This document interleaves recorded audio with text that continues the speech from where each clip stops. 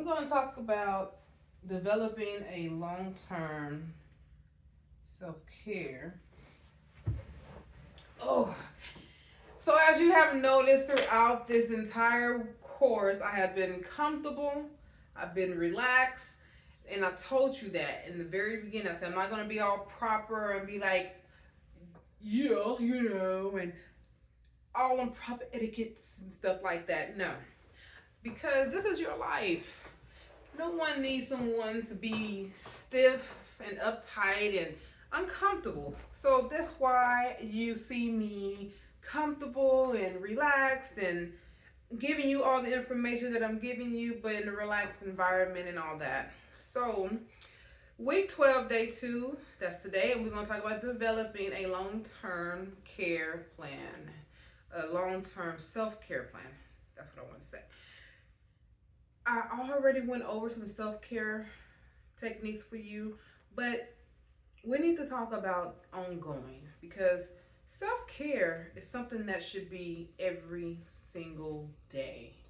Every day you wake up, you should be doing something to support your own well being and your own emotions and your own physical health, okay?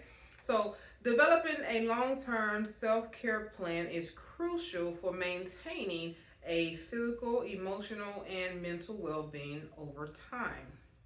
Here's a structured approach to creating and implementing a cohesive self care plan.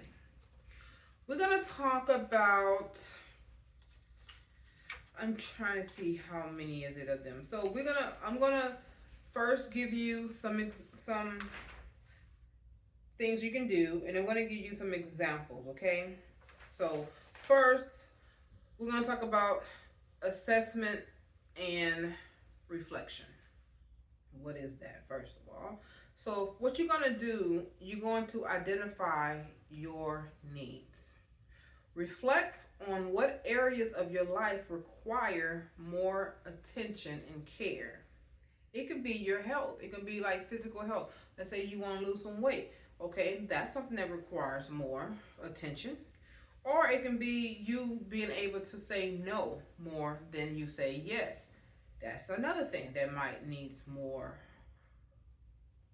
attention on, okay? So consider physical health, emotional well-being, relationships, even your work-life balance and hobbies, etc. You want to continue to think of what you need. And a lot of people don't even know what they need. And because you don't know what you need, that makes it easier for someone else to come along and control you. Okay? So, evaluate current practices. You want to evaluate what's going on with you right now. So, assess your current self care routine and habits. What are you doing right now? What do you do every day? What is something that you do on a daily basis? So, what works well? That's what you want to ask. You want to see what is it that's working well for you, and then what needs improvement. What is it that you need to do more of? Like for instance, for me, I would say I need to go to sleep earlier. That's something that I had talked to my husband about because we're night owls. We stay up late. Sometimes we be up to 6 o'clock in the morning. You probably like, what? Yes, we would. We would be up to 6 o'clock in the morning watching movies, and sometimes we'll just be up talking, having random just general conversation because we just love to talk to each other. And so much that we talk about, and he's my best friend. So just like I would talk to my female best friend, I do the same thing with my husband. So we just be talking and going on, and before you know it, I'm like, babe, it's 6 o'clock in the morning. It's gonna be daylight. We need to get some sleep. Or we'll be watching our favorite little old time movie. We love movies from the 80s. And Rocky is one of our favorite. Well, we can watch a marathon of that and watch it over and over again. And then, of course, Shaft, the one with Samuel L. Jackson. I like part 2. He liked 1, but I like 2 with the son. I thought that's the one that I really like how the son is and stuff. And then that other guy, okie dokie. We do some silly stuff. That's all I'm trying to talk about. Anyways, so you want to find something that you might need some improvement on. Like I said, I need more improvement on going to sleep early. I would literally not get enough sleep, knowing that I need more sleep.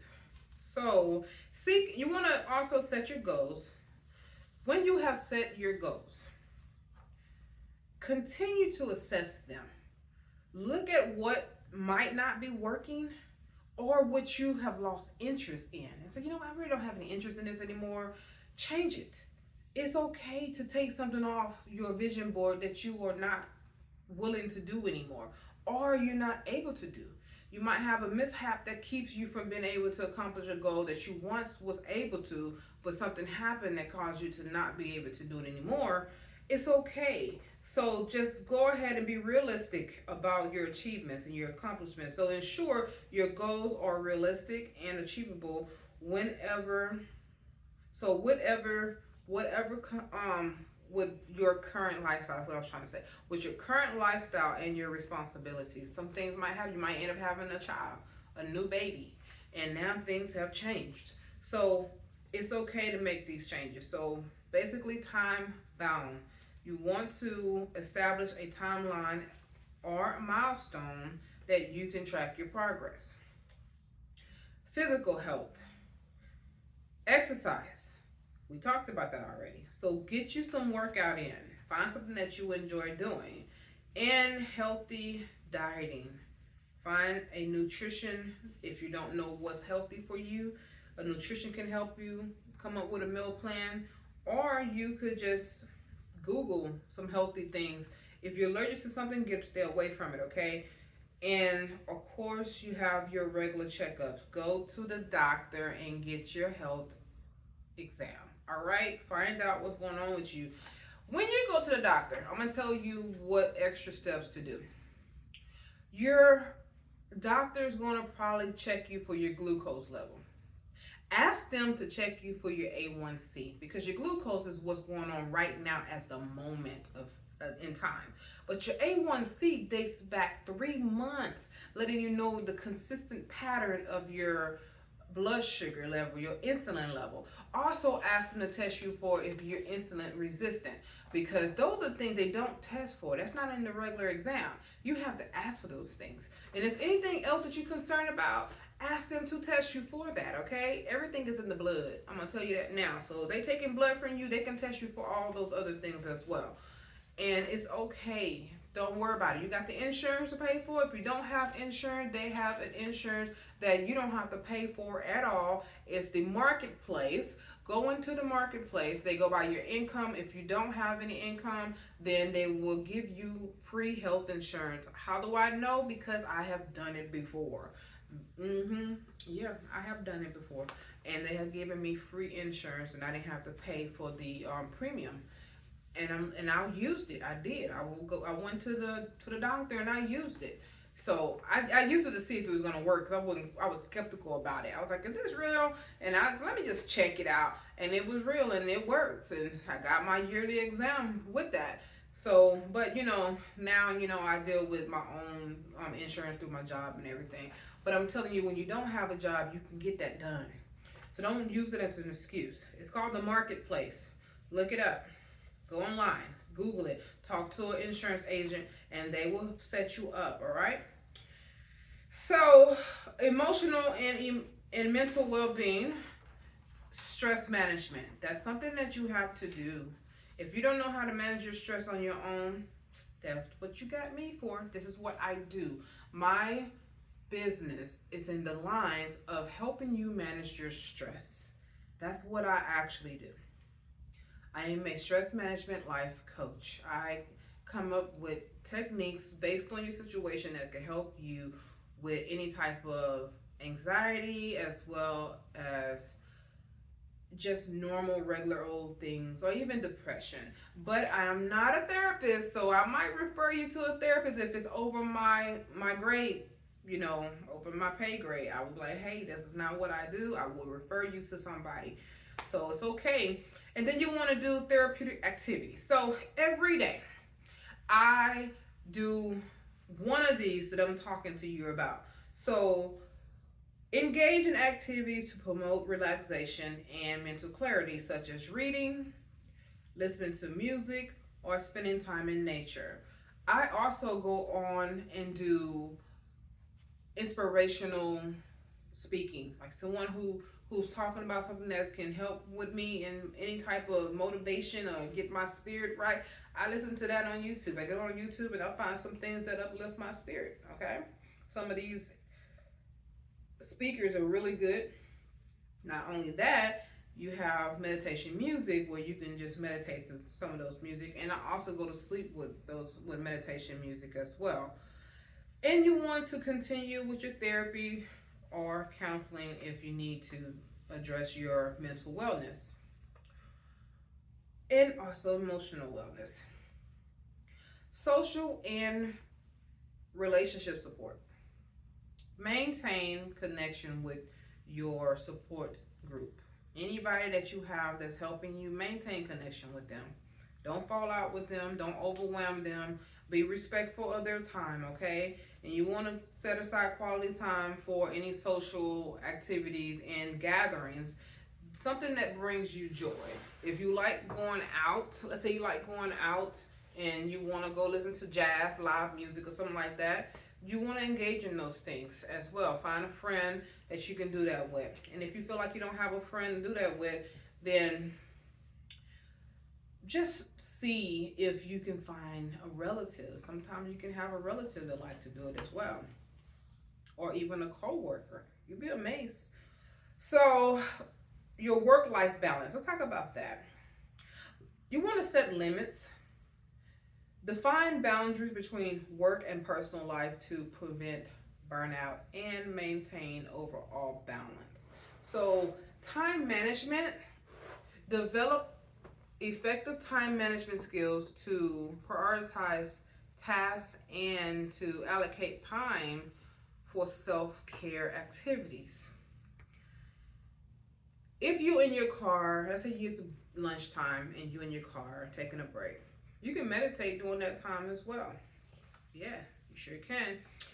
So do some type of self-meditation or breath or mindfulness as well. And then career development. Pursue opportunities for professional growth, and you want to advance any type of advancement that you might have, a venture or whatever. You want to try to pursue anything that is aligned with your personal values and your goals. You got those goals on the walls? You got them written down? You journal all this stuff? Find something that fit in that.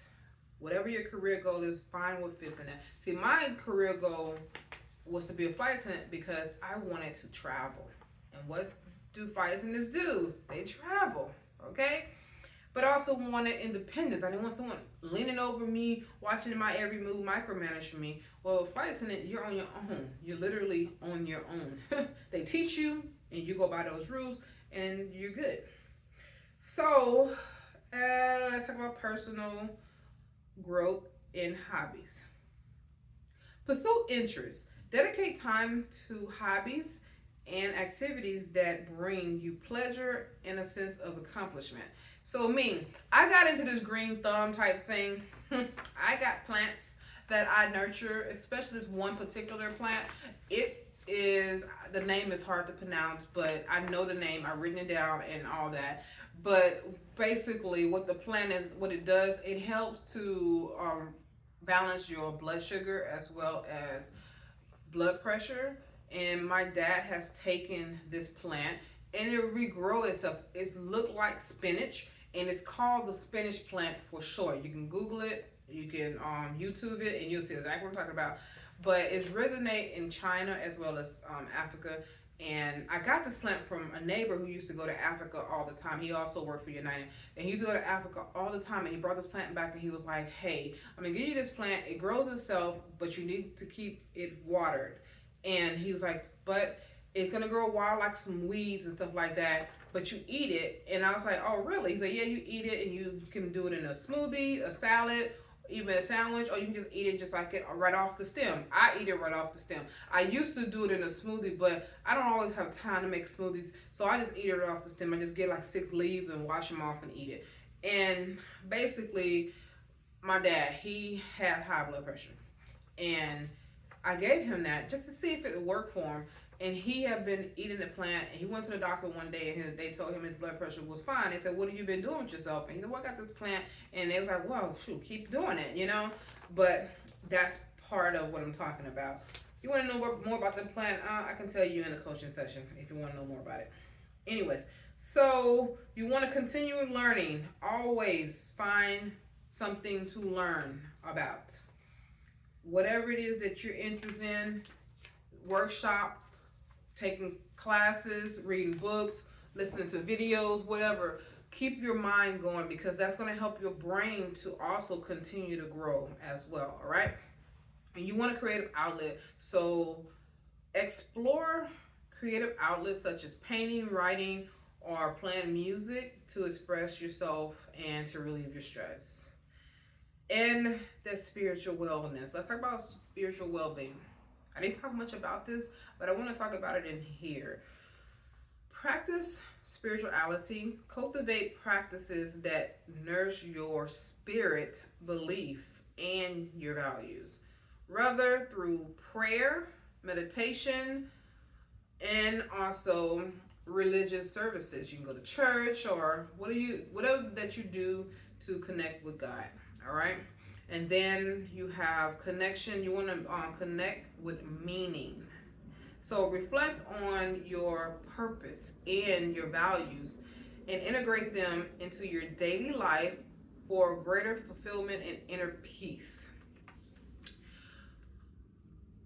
Now we're going to talk about review and adjust. You have to do this because things change, all right? So regularly evaluate, periodically review your self-care plan to assess progress towards your goals and identify areas that may need adjustments. Be flexible, all right? Flexibility is very important. So be flexible and willing to adapt your plans as circumstances changes and new priorities emerge. So you might have a new priority. Like I said, you might have a baby. Now you got a new priority. You gotta adjust, okay?